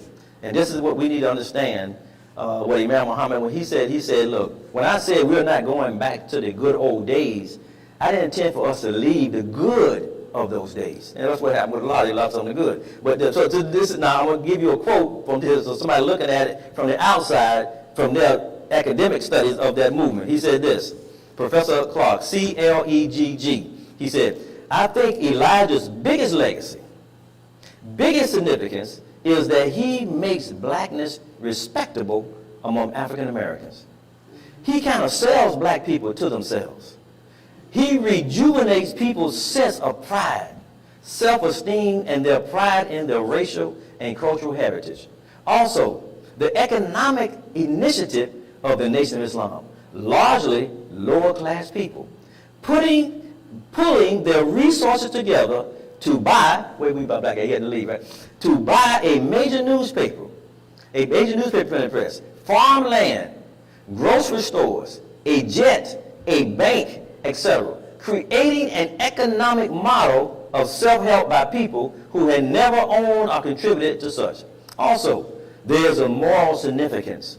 The moral message of the Nation of Islam: don't beat your wife, don't smoke, don't drink, don't eat pork, don't do drugs, clean your neighborhoods, hold a steady job, and don't get on welfare. I think that moral message created boundaries for those who did not have and needed structure. Finally, I think the significance of the Nation of Islam is that it introduced African Americans to an alternative religious vision outside of Christianity. If Elijah Muhammad and the Nation of Islam had never existed, I don't think Islam would be the kind of force it is in some American cities and urban areas it is today. So, we're in with that. Yeah. This is a town hall meeting. What do you have to say? Not comments, not personal experience, but the men up here with me have given us a lot of stuff to chew on. You don't often, especially Abdul Salim and Imam Talib, get this close up and you got their attention. What do you have to ask about? I know that there is a tension between doing for self and opening us up to the world. Well, really, it's opening the world up to us, okay? I know that that's a tension. And as this community pushes outward, there are going to be some that want to put, ankle bracelets on them, keep them right here. On the other side, have you taken your eyes away from what the community needs? What is the legacy now, and what is the vision for the future? Go ahead. You, youngster. Wa alaikum salam. So my question, well, not question, but it sort of is related. I was just curious about all the knowledge that you all say is intelligent, and hey, I'm here to learn even more, and I'm thankful. So shukran to you all, and thank you, but how do we have more of my generation, like younger people near my age in here? Because there aren't really that many in here my age. I'm not discriminating. I'm just saying, like, hey, I'm thankful, but yeah, like, I'm sure for sure, like, social media wise, I don't have to say it like that. All I'll say is I know others who like my intentions of being here, and they show that by their gratitude of liking my post on social media, being here, and that amazes me, but it seems like I'm the only youngster in here, I guess that's the word to say, but yeah. Oh, no, that's... Yeah, well, so I'm gonna let the youngest one up answer that question. The youngest one up here. Okay, yeah, thank you, because I remember you said you saw me when I was a kid. Because, you know, again, go ahead, you the youngest one. Okay. So, you know, I think that, well, I know that there's nothing that is left out in the Quran. And the Quran is full of strategy. And your question about how do we get more young people into the Masjid, you know, there's a verse in Quran where God says, وَابْتَغِي فِي مَا أَتَاكَ اللَّهُ دَارًا وَلَا تَنْسَ نَصِيبَكَ مِنَ الدُّنْيَا. And we hear this often, we reference it often. But when God says to seek the means of the hereafter, that word in particular means that you have to find all of the resources, any resource you could come across, not just in the external world, but within our own self, in order to get to the hereafter. And it's followed by, and do not neglect your share of this life. So those same resources you have to use in this life in order to get to the hereafter. So there's a strategy and a logic there that God did not place anyone on this earth without some resources. And it could be a talent, it could be a person they may know, it could be a penny that they find on the ground. Everybody has resources, but those resources that they have to utilize it in order to get us to the next life. But they have to utilize it in this life. Now, why do I bring that up? It's because I had just got back before I came here. So I kind of code switch a little bit, you know. You see how I'm dressed, right? But I was with a brother, and we was in the studio, you know, and we was rapping in the studio, and he was like, "Man, like, you need a name, you need a title." And he's like, "I'm gonna call you Imam Sharif. That's gonna be your name." And I'm like, "Nah, you know." But Allah blessed me with a gift that I never even cared to do that, right? But God blesses each and every last one of us with something. And I think you were talking about you have an art talent. So that same talent that you have, the same talent I may have, we have to utilize that in order to get to the next life. But in order to get to the next life, we can't go alone. So the strategy is we got to go out there and use the talent that we have to bring people in. That's it. Peter want to answer some of that too. Yes. Yes, I just want to say that, and maybe because of my age, you know, like I'm 85 now. I really and truly believe I came out of the, you know, the 60s, 70s, 80s, and 90s. We would have 20 people. 5 we knew were serious. The other 15, you know, were kind of wavering. You know what we would do? Spend all of our time trying to get those 15 to change. I don't do that anymore. Young people, I want to speak to serious young people who I think believe in the concept of Pan-Africanism. I don't care whether they're Christian or Muslim or Nigerian. If you got to believe in the concept of Pan-Africanism, which is that our fates are completely tied together. And if I only got 5, then I'll take those 5 and do something that will show that what that belief is. And so a lot of people tell me, "Oh man, you become an elitist." No, I don't care if you're a farmer, a doctor, a lawyer, a carpenter, you know, or whatever. If you believe in the concept of the importance of people of African descent getting together and working together in all levels, economically, politically, culturally, educationally, spiritually, if you believe in that, then you come and I'm ready to talk to you. And people say, oh, you're writing people off. No, I'm not saying we're going to write those. I'm saying we'll deal with them. The people who have to be convinced, we'll deal with them later. I'm interested in young people who have a commitment, who believe in doing things. And every time we get together, we don't get together and tell horror stories about what the white man has done, because we already know that. We have solutions oriented. I believe every conference time we get together, group, we should be talking solutions to different areas of our lives that have an effect on us. Everything should be solutions oriented. Well, I don't go to any conferences anymore where black people stand up and tell horror stories about white folks. We know the horror stories. I might spend the first 5 minutes doing that. Yes. And after that, I'm saying now we're going to talk about what we're going to do. 8:30. What are we going to do as a group of people to promote and protect our interests in a white supremacist society? And that's it for me. So any young people who believe in, have that kind of concept about doing things, I'm ready to work with them. But if I got to spend hours trying to convince you, I don't have time for that.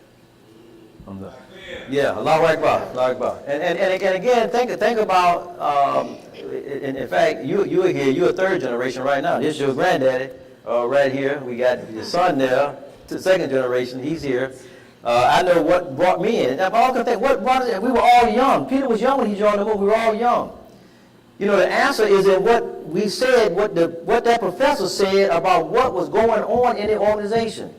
They were working. They were productive. They were producing. They weren't just in the walls talking. They were out in the community doing things on all aspects of the community.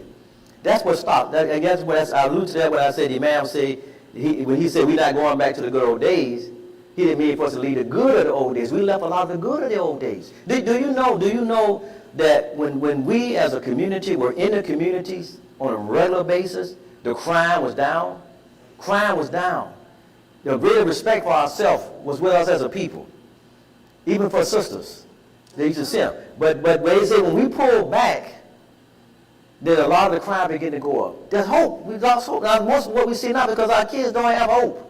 They see stuff. I mean, look at what's happening at the national level. You got the national leaders of the country, the kind of craziness that they're doing. What do you expect a common person who ain't got nothing? What do you think? That's why we see a lot of this as a protest, really, because their life is supposed to be facilitated. We were in the community.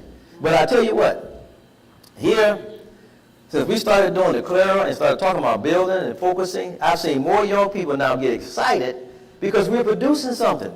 They're going to be able to pass by something. They can see that we produce. Not just a message, not just a beautiful prayer. Structures. We have to be in the community. We have to be involved. These young people, they're involved. Look, we had the largest protest of young people in this March for Our Lives that ever in the history of America. They want to be active and be a part of something. They don't want to be talking all the time and not doing anything. That's what we have to do. But the more we get out and do things, look, they got this one show, y'all probably seen, the guy gets out of the military and he comes back to the community. He said, what happened to the revolution? And the guy said, well, they all got government jobs. so the movement stopped. You get satisfied, you're not going to move. You get satisfied, you're not going to move. That's something that'll kill your life. And he's a protester, he know about that. I just wanted to add something to that. The leadership is important, leadership development. When I came into this community, I was 25 years old. And and my wife can tell you, I was honored by the city of Columbus, Georgia recently, and they had an exhibit called From Journey Toward Justice. And we were to speak to the adults at the Columbus Museum. And I told the curator, I didn't want to come to Columbus and talk to just the adults. I wanted to talk to some students. And so she said that, if you do that, you're going to have to do the same program twice, one in the morning, because they have to get the yellow buses back to school. And I said, that's all right. She said, and you have to take the lead in getting the other panelists to agree to that. And so I took that on, and every panelist agreed. And that's what we did. And so Ira Stolman, my homeboy from Howard University, when we lived in Carver Hall, can tell you, that at 18 years old, when I was at Howard, I was a leader. And you have leaders like Sharif and others who are here. And the reason I raised the issue about the young Congressman Maxwell Frost from Orlando, we've got people in our community like that, and we have to nurture and encourage them to get involved and to take a stand. Ari can tell you when I came to Howard, a lot of the guys were spending time with panty raids and other things like, this is crazy. Here we are, black people oppressed, and we imitating white boys. You know, that doesn't make any sense. You know, and I tell people we have to, my granddaughter came over, and I'll give you the mic back to you. My granddaughter was at my house one day, she spent the weekend, and I was getting up to go to a seminar. And she said, Granddad, are you going to work today? I said, no, I'm going to a seminar. And she said, at your age? and I said, baby girl, what age should you be when you stop learning? You know, so it's not young people versus old people. It's all of us together collaboratively trying to make this thing work. Oh, I'm sorry. I just want to say one other thing about Brother Malcolm. Remember I said he was a great human being, a great black person, a great parent, and master teacher. I also had another thing. He was a great listener. I used to sit down with Brother Malcolm, and you could almost physically see him listening to what we were saying, what we were talking about. And that's something the young people have really got to learn. In order to get along in this world, you got to be also a listener. You got to listen to what people are saying. You don't have to accept every single word they say, but listen to people and learn. I used to sit in the steps and listen to my granddaddy and his friends talk when I was about 9, 10 years old. And I would just sit there and listen to them. I wasn't, I don't know why. I mean, I was not a bookworm. I ran around, did everything everybody else did. But there were times when I understood how important it was. When I heard Granddaddy and them talking about stuff, man, I just sit on those steps and just listen to them. And I will add that to say to Brother Malcolm, he was all the things I said, but he was also a great listener. Oh, wonderful, wonderful. Sister Imani. Assalamu alaikum. A couple of questions online. She's gonna. You gonna read them off, Sister Coffee? So she's gonna read them, and then we'll hear from Sister Imani. You all are great. This is so much fun. I mean,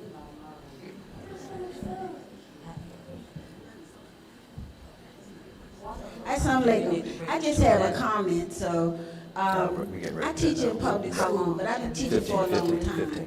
And we as Muslims have a tendency to dismiss the general African American community and their power to help this movement of just African Americans in general. And in the school system, there's very little books on what you all talked about on the level of first, second, third, fourth, fifth grade. We don't have any games. We don't have any short videos. I teach about Imam Muhammad. I can't even teach about him because who wants to listen to a 3-hour lecture about Islam from someone who they don't know? So we need snippets of videos made, YouTube videos. I teach about all of the Muslim athletes so that I can interest them in the religion. I talk about Abdul Rauf, I talk about Kareem Abdul-Jabbar, I talk about all of them, especially on the high school level. So we know in our community, and we know in the older community, but all of the information is going to leave with you all if we don't get these things written down and produced for children, because those are the ones who are going to lead us in the long run. Well, let me say this. Can you hear me? Yes. The Imam and I and Sister Fitra are getting ready, and my project director, I worked last night, which is why I'm looking a little sleepy today, with a bunch of young Muslims. Many of them came from this community who are now graphics art people. Some of them are people who make podcasts. If you've heard the Jabari Lincoln Files, we had folk there who have done documentaries, and we worked for a few hours, and you're joining us over there, the jitterbug sitting there. And it's a thing of where you need people on the team. You know, to create a video of playing, and I'm a gamer, and you know, when my thumbs are working. But to create that, you have to create an analog file first to see what works and what doesn't as you're plotting places for people to go. Even teaching that to, where'd she go? To a young class is fun.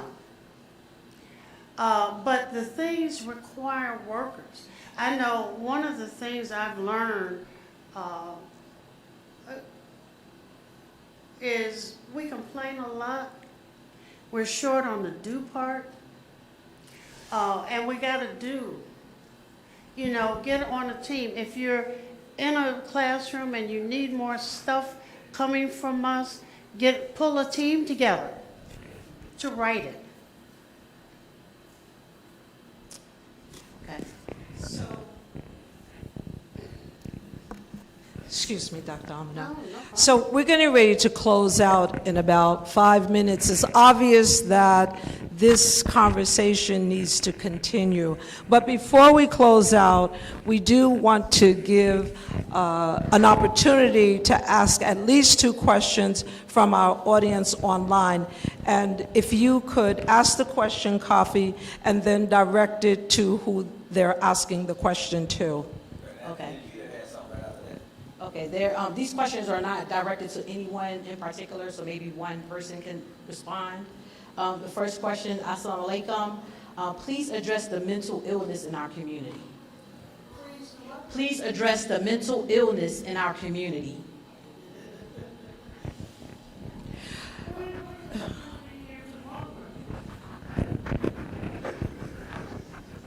I mean, you know, black folk, because we've been done so wrong by so many in the medical community, don't go, period.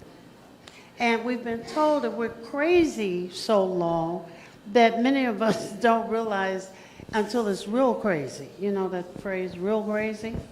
But it, especially since the pandemic, has just blossomed everywhere.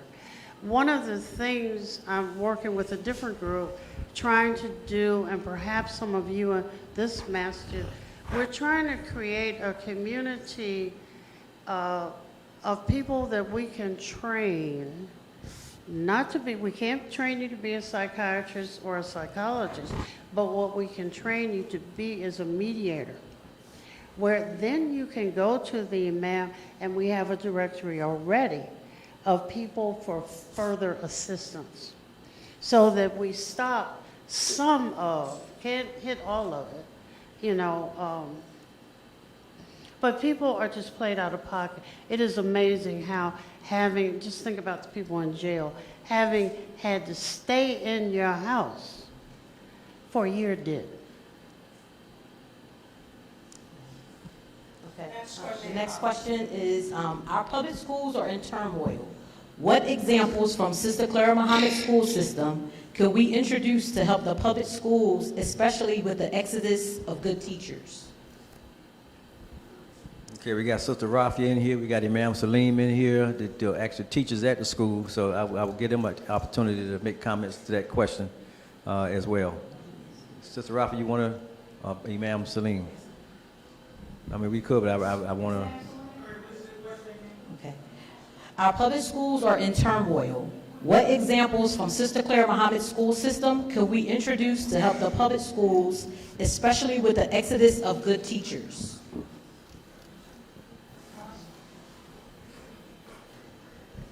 Right. The challenge is the community, the parents, what they're producing, who they're sending to the classroom used to have support from home, but now home is, excuse my language, messed up too. So I would just recommend try to hire teachers that are more well-rounded, have the kind of skills and relationship. So I'll give an example to you.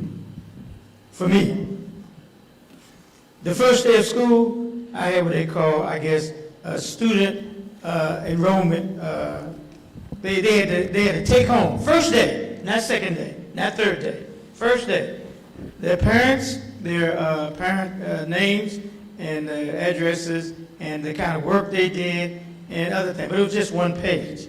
Now, the second day, when they come back, those that don't bring them back, come here, I call the parent on the phone. Second day. So the last school I worked at, sometimes the office will come to me for phone numbers because I had all of them. Also, so this was it. Also, when they used to act up in my class, I called their parent. Listen carefully. Yes, Ms. Jones, this is your son's teacher. And I need you to talk to him because he's raising hell in my class and causing a lot of problems. Can you talk to him, please? Say something to him. We'd appreciate it. Yeah, he's right here in front of me. Thank you very much. Now, one more thing I'm going to mention to you. Last thing. The first PTA we would have, like this, all the teachers and all the children in one big audience. So she was grandmother. She said, can you do like Mr. Salim? What does Mr. Salim do? I gave a report card every Friday. Every Friday. A list of the assignments, I always said secondary school, a list of the assignments and the grades they got, right? So they asked this young teacher, she's, let's make her 29 years old. Can you do that? She said, when I come to work, Mr. Salim is already here. When I leave for home, he's still here. When I'm absent, he's still here. I got a life. So, The problem is the teachers are not, teaching now is really full-time. You have to give all of yourself. But the students pick up on if you're truthful and if you're honest and if you're sincere. They can pick up on it. They really do. So it's much more difficult. thank you, Imam Salim. Appreciate it. So before we close out, if there one more question, I have to acknowledge Ben Abdul Haq, and then we're going to ask the panelists, yes, and then we're going to ask, we're going to ask our panelists if they would give closing comments, keep them very brief. So Ben, and then the sister, and then you after Ben, and then we're closing out. I can't. Can you?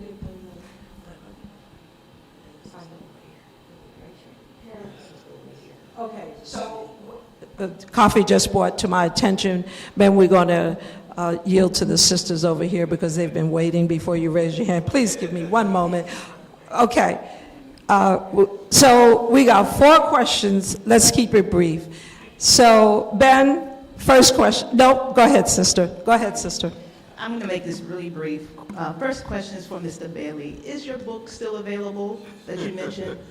Because I would like to get a copy. Yes, you can buy some in the back. Okay, so I'll make sure I get that. And then 2 will be a testimonial for We Buy Black.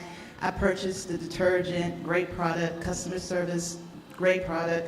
I also purchased the toothbrushes because it's only like the brand that they sell, Coral Oral, is the only brand I could find with the medium firm type toothbrushes. So anyone who is interested in purchasing from them, I highly recommend it. They have good products. Thank you. Sister, go ahead, Ray Sharif. Assalamu alaikum, dear family. Let's keep it brief because it's almost time for prayer. I know.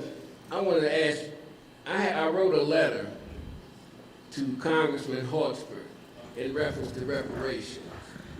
And I was wondering, I'm part of the legacy of this community.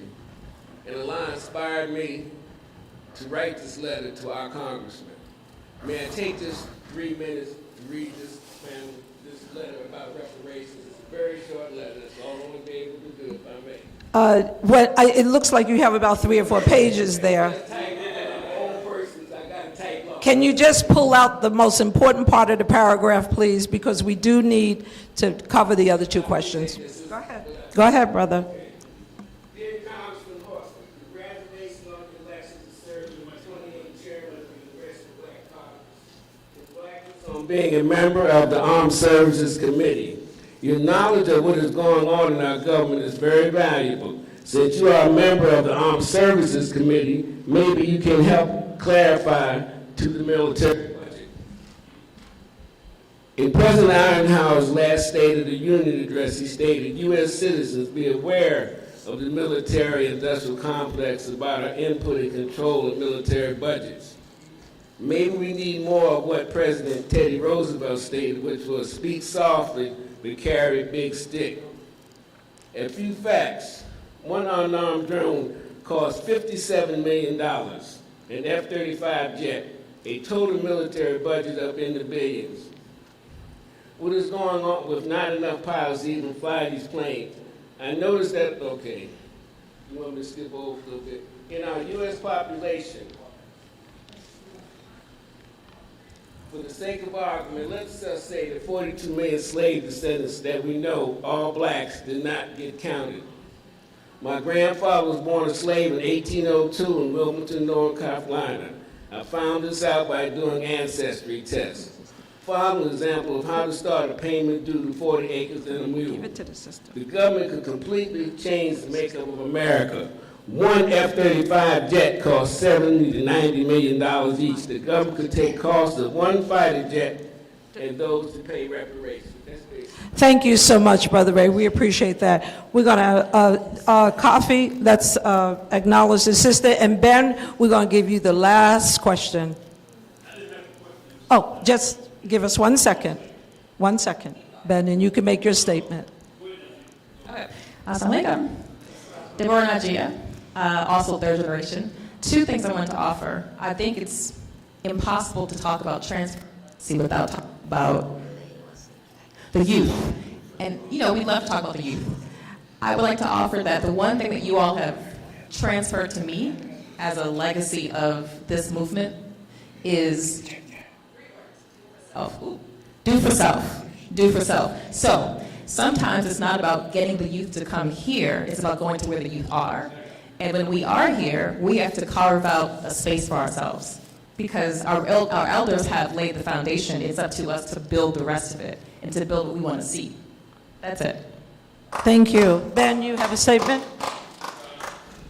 Assalamu alaikum. Part of what I was monitoring the youth on my phone, and I'll tell you what they said. And this is not a negativity, it's a reality. A lot of them are watching online, so you mentioned why they're not here. They're watching online. They don't come to meetings, they watch online. They're new face. A lot of them were saying, no disrespect to anyone, there was too much talk. They want to hear more substance. Sharif had to leave, and he didn't get a chance to talk more about the fact that they're opening, the young people in Georgia, under Sharif's leadership, Sharif Abdul Malik, opening up a grocery store in Atlanta. That needs to be said, but all of the talk about CRT and all this other concepts, it's not going to attract the youth. I have a good relationship with the youth, and Najia knows that. I work with her on her bean pies. So my point is, we have to cater to the youth, because that's what happened when, even he mentioned, I came in this community at 18. And that's what happened. Dr. Shabazz and all of them brought me in, made me assistant treasurer. And that's what I'm trying to see us duplicate. We can't do it if all of us older folks keep talking. Well, the beautiful thing is that we're all here. And if there is something that we can share that we think will be helpful to the youth, because there's different levels of exchange. And no one should be left out. Every individual is important in growing a community. So thank you, Ben, for letting us, just a moment, for letting us know that the young people are opening a supermarket in Atlanta, Georgia. Allahu Akbar Takbir. Takbir. And so if we know of any other young people that are achieving these great accomplishments, please share them with us. If not, we're going to move on, and it's obvious that this conversation needs to be held again. And so there are, I want to remind everyone that we're getting ready for prayer, but there are desserts, coffee and tea after prayer. I want to thank you for coming out. It's obvious that this has been a great conversation for many. And before we close, we're going to give each of the panelists a minute or briefer to in closing comments. And starting with Brother Bailey. Okay, I would just like to say that we should stop acting as though the public schools are never going to teach our history. Never. The Jews started the school. Why do you think the Catholics started the school system? Because they knew that the schools were like that. So our sororities, fraternities, business organizations, civic organizations, all organizations should make teaching our history a part of their agenda. What we will do with the public schools is make sure they're not teaching any anti-black stuff. But to expect them to teach our history is ludicrous. The Catholics had to start the public school system. The Jews go to the public schools, but they also have where their children go and study Jewish history every week. And we got to do the same thing. Ibrahim? With my minute, I'd like to yield. It would be remiss if we don't acknowledge Denise Rolock Barnes, the publisher of Informer newspaper. Denise, you got anything to say?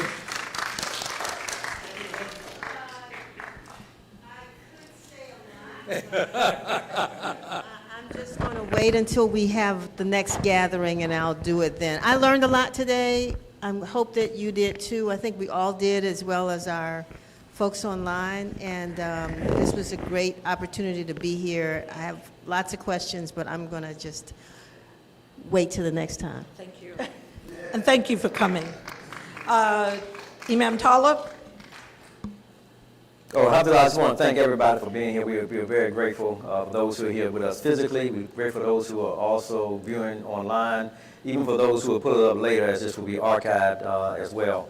Again, from here, we'll continue the conversation here. Again, this is the nation's capital. Again, we have a strong history here connected with each of those individuals that we're here speaking about. We have to see ourselves in the natural evolution of human life, which is long, but we have to see ourselves in it. We miss seeing ourselves because we often look outside of ourselves at others, so we miss what God put in us. We have a lot that's in them, and what we have to do, we say transferring legacies. We just loosely, we're saying transferring legacies, but it's an inheritance. And when you inherit something, really, you have a responsibility and an obligation to that you inherit. And the main obligation is to build upon it and extend it. One of the things Imam Wafdi Muhammad said was, give me a good life. Meaning that his life will continue. He said, I will only be living in you. And that's what really all of those who came before us, Malcolm, Dr. King, Elijah Muhammad, Noble Drew Ali, Frederick Douglass, Booker T, we inherit their hopes, their dreams, their visions, all of that. Well, what are we doing with it? That obligation, responsibility is on us. We have to put that in the context for our life and our time now and address the needs. All of them were addressing the needs in our community. They weren't just talking about it. They were in the community doing things to help with. That's why the nation was so big. They produced more businesses. We heard what was said about it. But we've gotten away from doing things collectively as a people. We've left gaps. We've left wars. But this is a wake-up call for us to begin to pull our resources together, all of us, and to get back in the community. Well, one of the reasons why Malcolm was so successful in the movement, because he was always in the community. We got some leaders now, they only come in for a photo opportunity. We see them on the news and they go wreck out. But they're not there with the people. We have to go on the needs of life says, I need to be embraced and I need my gifts to be facilitated so I can bring them out. That's what the human life says. If that's not being done, then that leaves a void, that leaves a gap. And really what we're seeing is unconscious, sometimes it's conscious, but it's an unconscious protest saying, you failed me. Because we failed them, we pulled out. Cities have shut down, Boy Scouts, Girl Scouts, and all these things. Neighborhoods been not pumping the money to the communities. And they're seeing this. They're paying attention to all this stuff. And even more so now because you got the whole world in front of them on this right here. And they're tied to it, can't get away from it. They see. But inside, look, when we come here, we're attached to a human being physically. When the physical cord is touched, the attachment is still, it doesn't go away. Your needs don't go away. You can't do for yourself. without having your needs facilitated? That's what we saw happen in terms of what we were talking about. We inherit that. We have a responsibility and an obligation with that we inherit to build upon the excellence of their life and to expand it. Thank you, Imam Talib. Dr. Amina, you have the last word. I want to thank all of you on the behalf of the Black American Muslim Internationalism Project, which, as I said before, is a product of the After Malcolm Archive, both of which are run out of the Abu Suleiman Center, which is right up down the street at George Mason University. Also, you know, I think I've looked at maybe I counted 5 or 6 members from the Abu Suleiman Center come over here. And I pray that in the future, there's more exchange. I mean, they need to come and find out, not hear from somebody else, read somebody's textbook, but they need to see and support what's being done here. And I just can't thank all of you enough for coming out. I made some new friends that I can pray upon. And those of you who I haven't caught up with yet, have no fear. I will find you. Thank you again. Alhamdulillah. Okay, very briefly, I just want to present to our dear Dr. Amina. This book is fresh off the print. Again, the 85-year history. Again, it speaks about the community. It has the leaders in here of this community. Says a little bit about those leaders that I mentioned as well. I want to present this to her as well. And we have it in the softback and hardback, and also to Peter Bailey as well. Both those 2 individuals, we thank you. We really appreciate you. Greatly pray Allah continue to sustain your health, and your well-being, so you can continue to do and leave as much as you can. Yeah, we get ready to call it in. We're going to close out right now with prayer. Imam Salim, can you come up and close us out?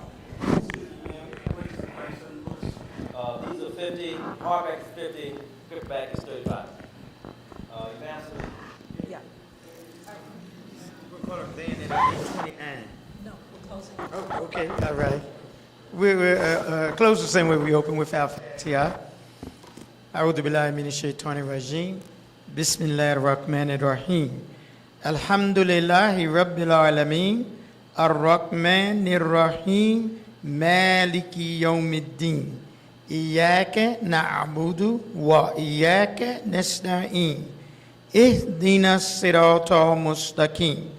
Siratal ladina an'amta alayhim. Ghayril maghdubi alayhim. Waladdallin. Ameen. With Allah's name, the merciful benefactor, the merciful redeemer.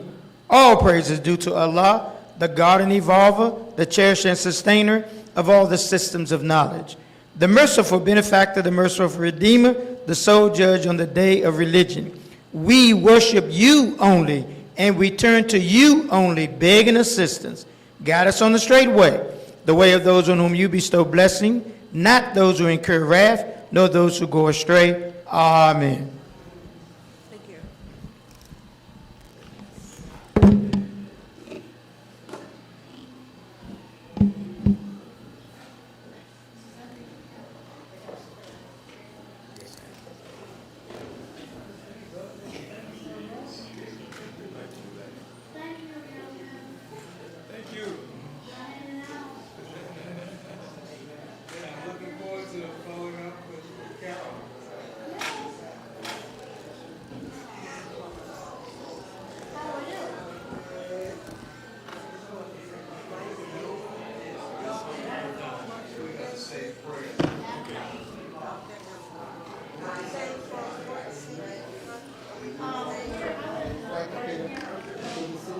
Lloyd said that you were going to be at the concert on the 22nd. Is that right? He invited you?